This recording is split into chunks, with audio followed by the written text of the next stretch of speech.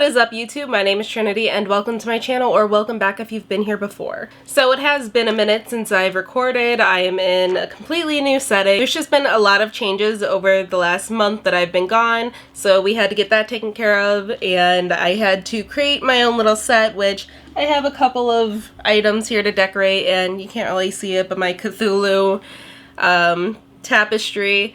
But I am back and I'm excited to continue making content for you guys. As of today, we have 198 subscribers, so hopefully within the next couple of days we'll finally hit 200.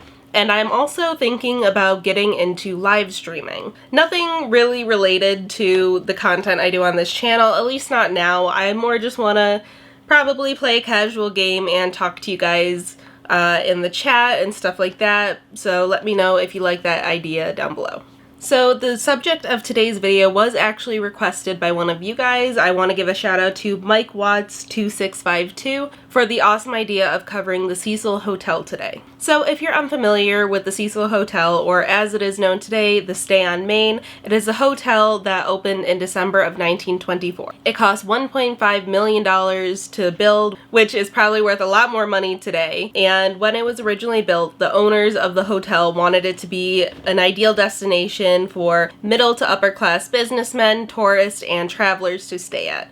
Unfortunately, about 5 years after the opening of the hotel, the Great Depression hit the United States and essentially didn't allow the Cecil Hotel to reach its full potential. It had a bounce back briefly in the 40s, but never really lived up to the expectations of its owners, and continued to decline in the decades after. Though if you are familiar with the Cecil Hotel, you probably are familiar with its reputation, a very sordid reputation of violence and death. That is because in its nearly 100 years of being open, it has had 17 sudden or unexpected deaths, the most recent one occurring in 2015. On top of all of the sudden and unexplained deaths happening at the hotel, 2 known serial killers actually stayed there, one being the Night Stalker known as Richard Ramirez, and the other one being Jack Unterweger.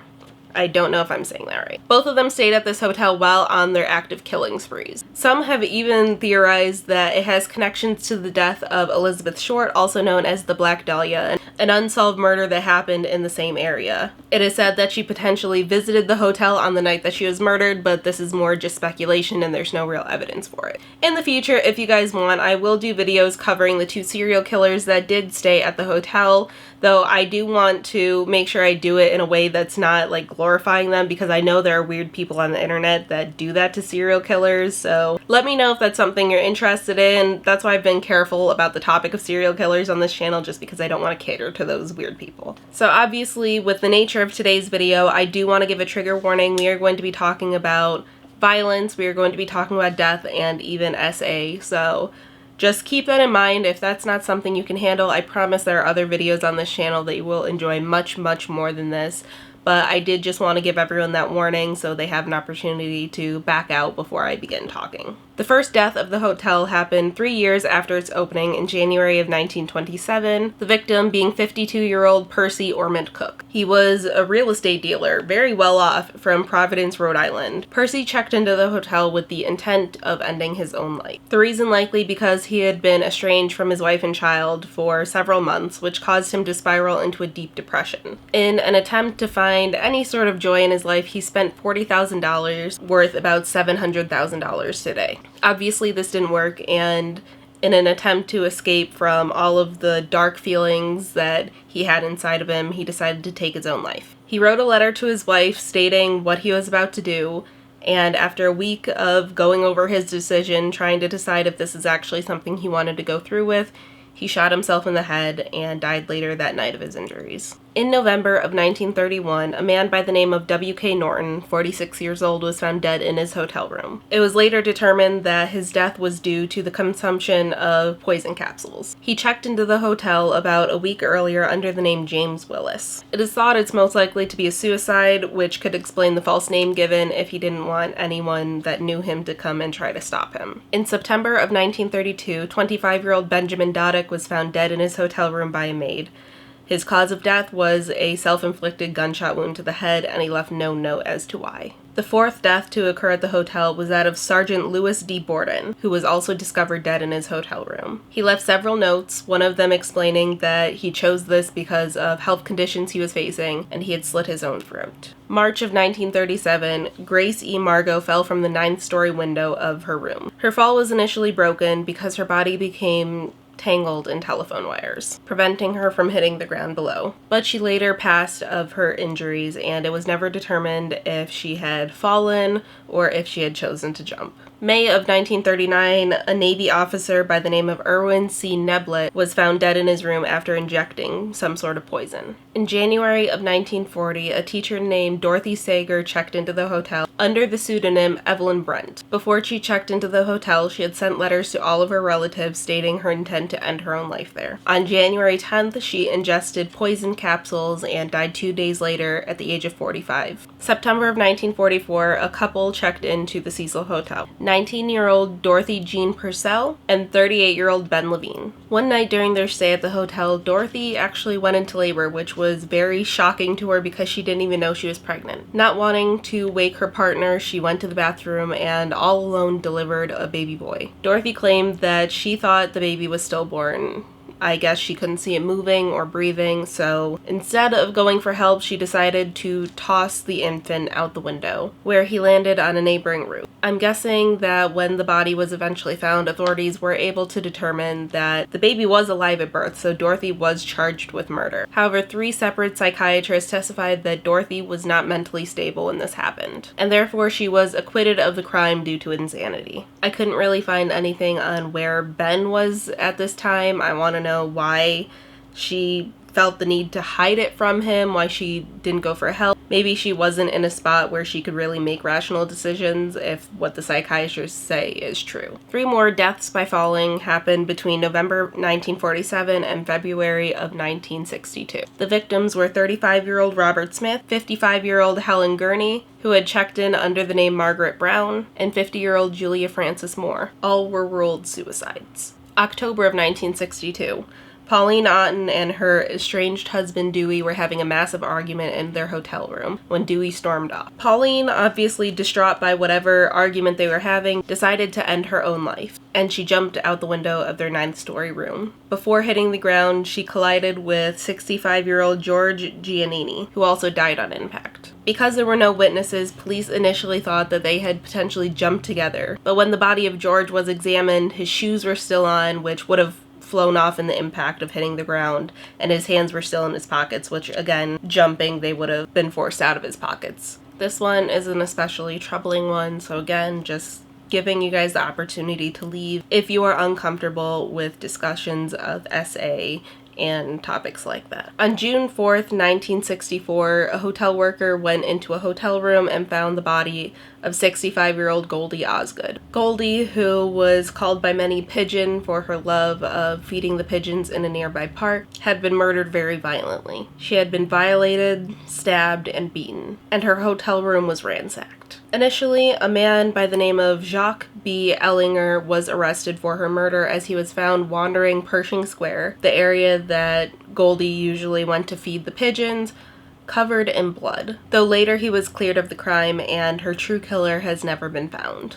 In December of 1975, a still unidentified woman checked into the Cecil Hotel under the name Allison Lowell. She was found dead on the 2nd floor roof of the hotel, and it couldn't be determined whether she had purposely jumped or had fallen on accident. On September 4th, 1992, the still unidentified body of a black man was found in the back alley of the hotel. It was determined that he had fallen from the 15th floor, though police couldn't say whether he accidentally fell, had jumped, or was possibly even pushed. Though because the possibility of foul play wasn't suggested with the other cases, maybe there was something that I couldn't find that indicated that it could have been foul play. Now, this next story is probably one that everybody knows. You've probably heard about it. You've at least heard the name of the person if you've been on YouTube long enough. There's a lot of conspiracy theories around what happened to this person. There is a consensus of what happened, and that is what I'm going to share because this is a person who passed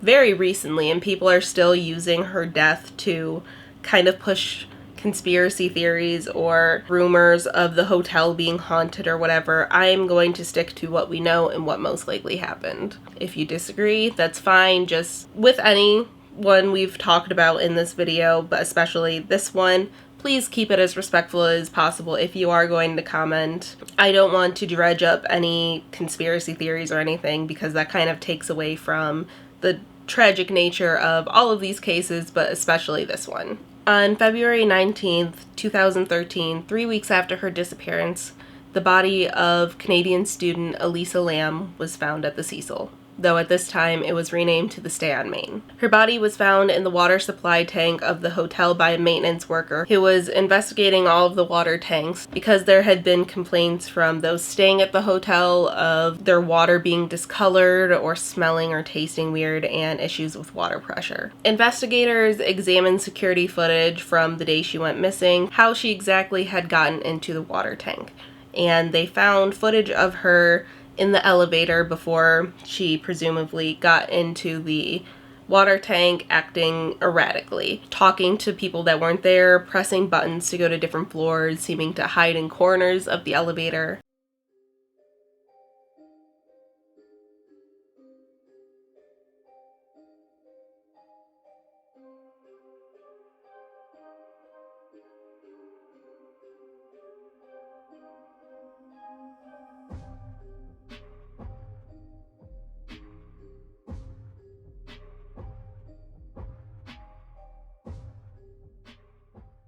When these videos were released to the internet, that's kind of where the conspiracy theories came in, or claims that she was playing the elevator game, or she was being stalked by something that the camera couldn't catch or something like that. Though the most likely explanation for her behavior was she was not mentally well at the time. Elisa had bipolar disorder, which potentially wasn't being treated at the time for one reason or another. And because she was potentially having a manic episode, she had found her way up to the roof and for one reason or another decided to climb into the water tank, where she eventually drowned. Police later ruled her death an accidental drowning. And the last reported death to happen at the hotel was in 2015, when another unidentified black man was found in the back alley of the hotel. He had apparently died by falling, but the coroner was unable to determine if he had accidentally fallen or had jumped. So there's my list of all of the very strange or sudden or unexpected deaths that happened at the Cecil Hotel. Do I think it's haunted, or there's any underlying reason why so much violence and tragedy occurred at this place? I don't really believe there's a supernatural reason to it, but the hotel had hit hard times, and it was probably just a place where at least those that ended their own life felt maybe no one would find them, and just because of the sad, dark aura around the place, maybe it attracted other lost souls. The Cecil, or Stay on Main as it is now known, is located right next to Skid Row, where thousands and thousands of homeless people live. So unfortunately, in lower income communities and places like that, there is going to be a lot of violence. They are preyed on often by serial killers. They don't receive the help they need. So a lot of these deaths were probably also due to poor mental health. Other reasons that I'm probably not going to get into just because I haven't read enough on the subject. I just know it was never considered a great place since it kind of went down in popularity due to the Depression. I'm kind of rambling now, but I hope you guys kind of understand what I'm trying to explain. But thank you guys so much for watching this video. Be sure to like, comment, and subscribe. Let me know if there are any other topics that you would like me to cover on this channel. If I decide to cover one of these topics, I will definitely give you a shout out, because I really enjoy making videos that you guys request, because I know you want to come back and see them. Because it means that you guys really want to come back and see them, and that you want to hear what my take on it is and my perspective is, rather than going to see another YouTuber's video on it. So I really appreciate that you guys want to hear what I have to say about stuff, and I really want to know what you guys want to see. But thank you guys so much for watching this video, and I will see you in the next one. Bye.